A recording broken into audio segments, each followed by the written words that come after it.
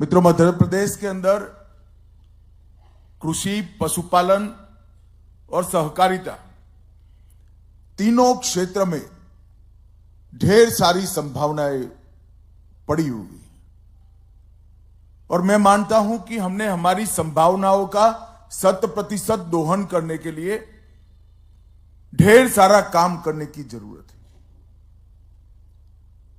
और सालों से जो सहकारिता आंदोलन धीरे धीरे मृतप्राय होता जा रहा था, पूरे देश के सहकारिता आंदोलन को एट अ ग्लांस देखे तो बहुत अनइवन हो गया था। कुछ राज्यों में सहकारिता आंदोलन गति पकड़ चुका, आगे बढ़ चुका, ग्रामीण विकास और आर्थिक विकास के सभी पैमानों में वो योगदान करता था। कुछ जगह इसका सरकारीकरण हुआ, कुछ जगह स्थगितता आई गई और कुछ जगह संपूर्ण विनाश हो गया। तो अनेक अलग अलग स्तर पर देश भर का सहकारी आंदोलन बटा हुआ था और उसका मूल कारण था कि समय के साथ सहकारी कानूनों में जो बदलाव होना चाहिए वो कानूनों में बदलाव नहीं हुए थे।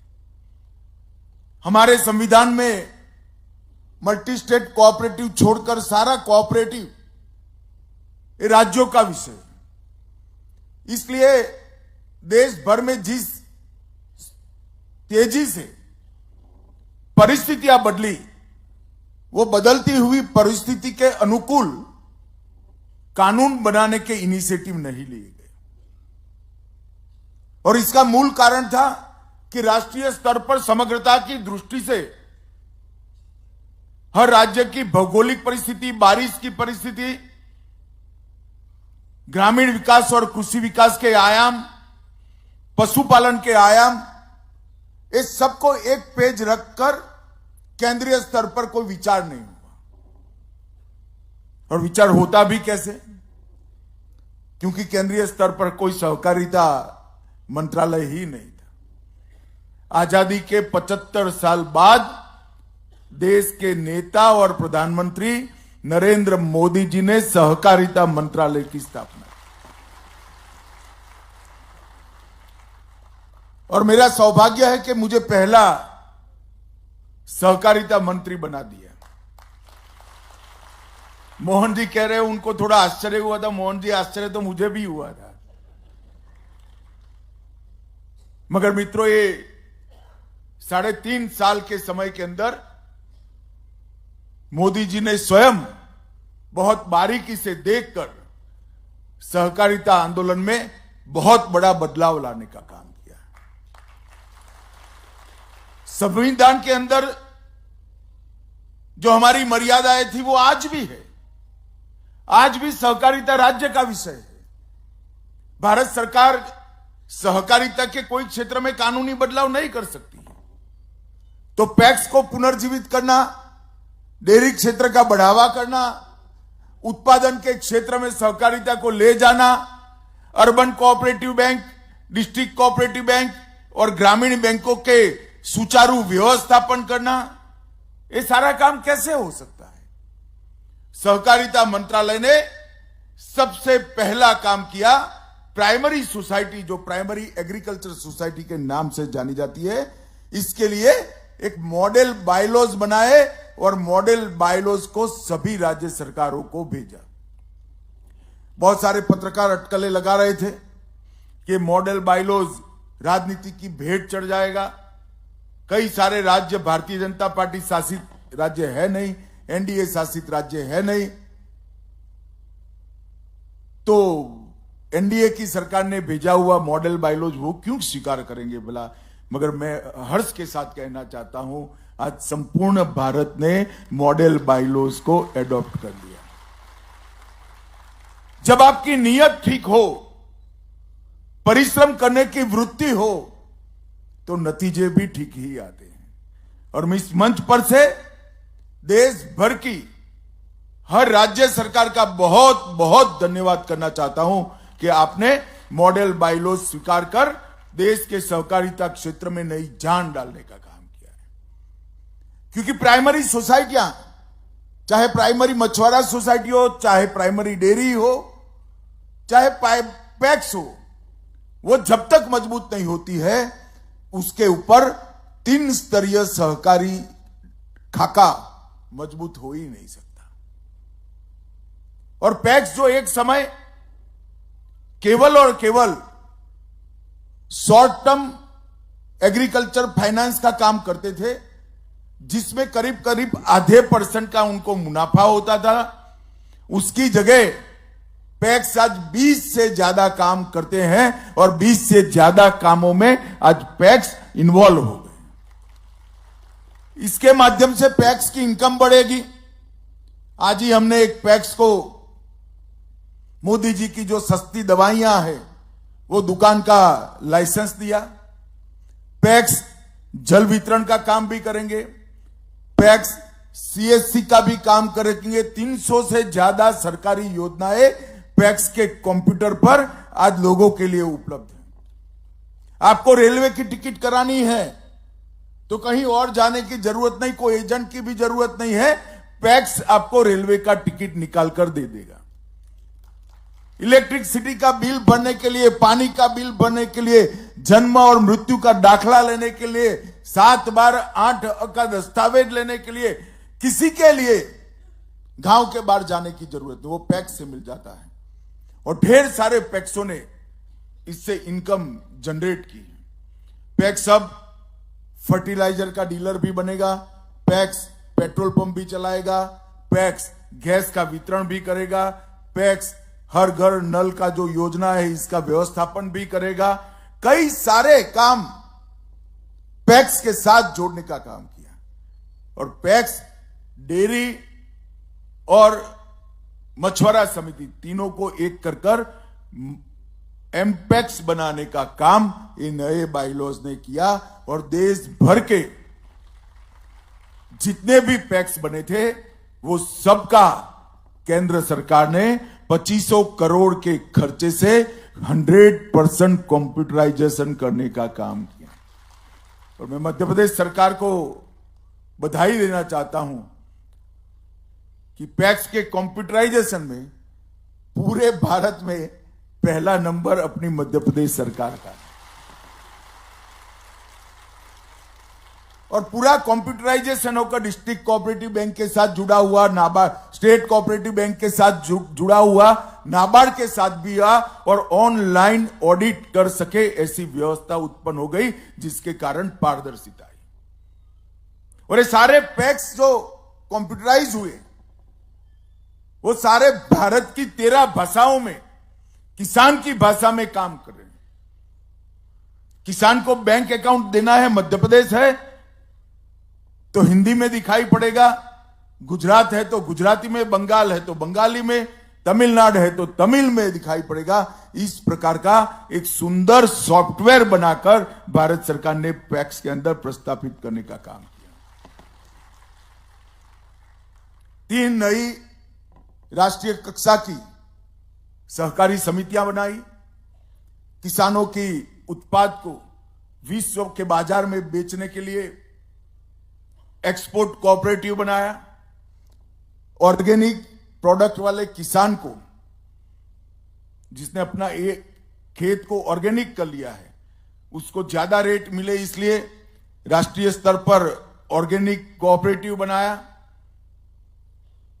और ये दोनों इनिशिएटिव से ढेर सारा आने वाले दिनों में, मेरी बात याद रखना, 20 साल के बाद ये अमूल और अन्य संस्थाओं से भी बड़े संस्थान बनने जा रहे हैं, मेरी बात याद रखना। इसके साथ एक बीज के लिए कोऑपरेटिव बनाकर, अभी बीज की खेती बड़े किसान ही कर सकते हैं क्योंकि प्राइवेट कंपनियां बीज का प्लॉट देती है तो 4 हेक्टेयर मिनिमम रिक्वायरमेंट रखी है, परंतु हमने 2.5 एकड़ की जोत वाले किसान को भी बीज की खेती के लिए, बीज की कोऑपरेटिव के लिए मौका देने की शुरुआत की।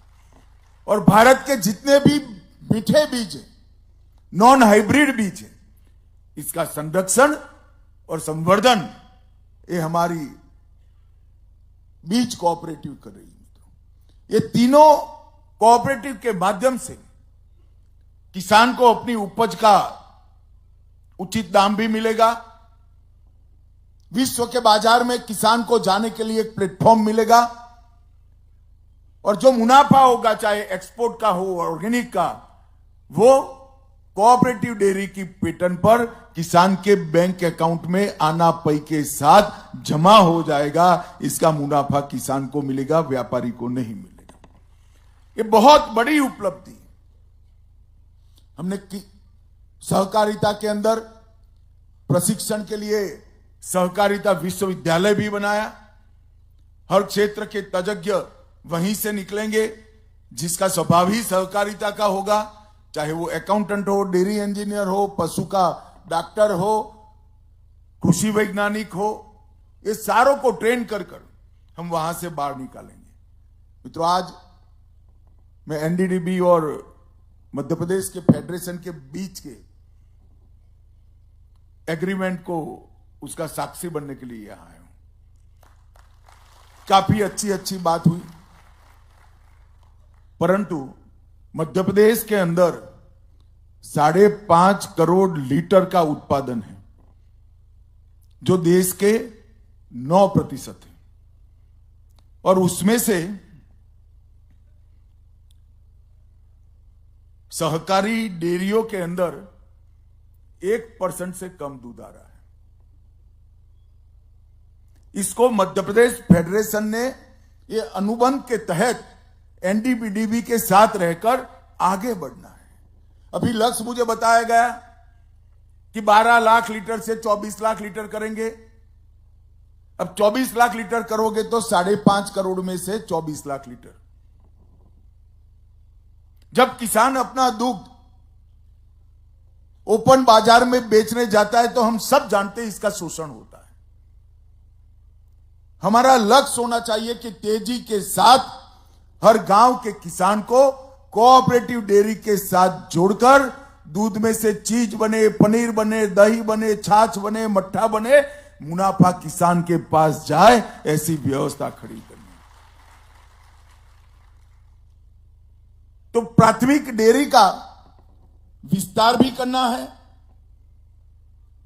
दूध का कलेक्शन भी बढ़ाना है, पशुओं को अच्छा दान उपलब्ध कराकर इनकी भीड़ सुधार कर हर पशु ज्यादा दूध दे, वो क्षमता का भी विस्तारीकरण करना है, और दूध को प्रोसेस कर ज्यादा मुनाफे के साथ बेच पाए, इसके लिए प्रोसेसिंग यूनिट भी लगाना है।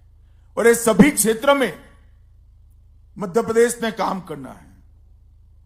मध्य प्रदेश के अंदर जो मार्केटेबल दूध है, सरप्लस दूध है पीने के बाद 3.5 करोड़ लीटर है, इसमें से 2.5% ही डेयरी के पास आता है, कोऑपरेटिव डेयरी के पास आता है। और मध्य प्रदेश के गांवों में केवल 17% गांव में ही दूध के कलेक्शन की व्यवस्था है। मैं इसलिए कह रहा हूं कि आज मुख्यमंत्री जी और सहकारिता मंत्री जी ने जो अनुबंध करा है एनडीडीबी के पास, उससे 83% गांवों तक कोऑपरेटिव पहुंचने का स्कोप खुल गया है। 83% ये कितना महत्वपूर्ण है। और शहरी दूध की मांग ही 120 लाख लीटर, 1 करोड़ 20 लाख लीटर प्रतिदिन, जिस पर किसान को अपना ठीक से मुनाफा नहीं मिल रहा है। ये अनुबंध से हम पहले 5 साल में कम से कम लक्ष्य रखें कि 50% गांवों में कोऑपरेटिव प्राथमिक दुग्ध उत्पादक समिति को हम बना लें। अगर 50% गांवों में बढ़ाते हैं तो आपकी क्षमता अभी से कोऑपरेटिव मिल्क प्रोसेसिंग की अनेक गुना बढ़ती है और किसान की समृद्धि बढ़ती है। और अभी लगभग 7,000 ग्रामीण दूध सहकारी समितियां हैं, तो आपको कितना बढ़ाना पड़ेगा इसकी कल्पना कर लीजिए। परंतु भारत सरकार एनडीडीबी और जरूरत पड़ेगी तो और कोई योजना से भी नरेंद्र मोदी सरकार मध्य प्रदेश के किसानों के साथ इसके लिए चट्टान की तरह खड़ी है। हर संभव प्रयास करेंगे। मित्रों, गुणवत्ता की जांच और किसान को हर सप्ताह भुगतान, ये दोनों का मेरा आग्रह है। एमपीसीडीएफ ने इसके लिए नीति निर्माण और ब्रांडिंग का काम भी करना पड़ेगा। तो मेरा आग्रह है एनडीडीबी और फेडरेशन, एमपी फेडरेशन से, ये 12 लाख लीटर से 24 लाख का जो आपने लक्ष्य रखा है उसको बदलना चाहिए। गांवों की संख्या भी बढ़ानी चाहिए। मध्य प्रदेश में अब सुशासन है। कांग्रेस के जमाने में जो कोऑपरेटिव मर गई, इसको जिंदा करने का ये स्वर्णिम अवसर है। मध्य प्रदेश ने इसका उपयोग करना चाहिए। और मेरा आग्रह है मुख्यमंत्री जी और सहकारिता मंत्री से भी, एनडीडीबी और एमपी डेयरी का फेडरेशन जो है, ये दोनों के साथ बैठकर ये पूरे लक्ष्यों का पुनर्निर्धारण कर एक एग्रेसिव तरीके से, आक्रामक तरीके से कम 50% गांव में डेयरी पहुंचे और किसानों को इसका फायदा हो। अगर इसके लिए फाइनेंस की जरूरत है तो भारत सरकार का एनसीडी निश्चित रूप से आपको फाइनेंस करेगा, मदद भी करेगा। परंतु किसान को उसके दूध के उत्पादन का 100% फायदा मिलना चाहिए, तभी जाकर दूध का उत्पादन बढ़ सकता है। आज आपने इस दिशा में जाने के लिए एग्रीमेंट कर एक रास्ता करा है। रास्ता 2 मार्गीय है, इसको 6 मार्गीय नेशनल हाईवे बनाने का काम अब आपको करना है।